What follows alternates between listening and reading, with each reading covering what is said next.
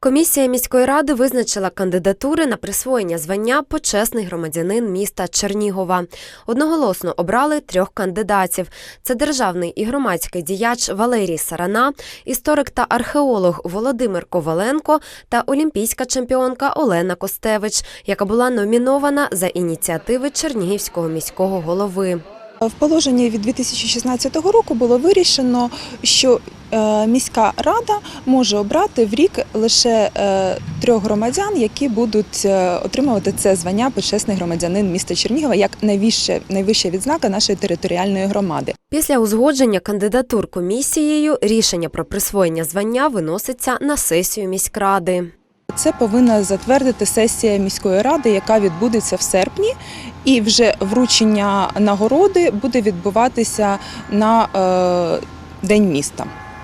На розгляд комісії також виносили кандидатури загиблих героїв АТО/ООС Миколи Бруя, Дениса Чередніченка та Віктора Запеки. Це питання зняли, оскільки загиблих на сході чернігівців наразі біля 50. Як вшанувати усіх, мають спільно вирішити з Радою ветеранів. Як варіант розглядають запровадити окреме звання «Герой Чернігова».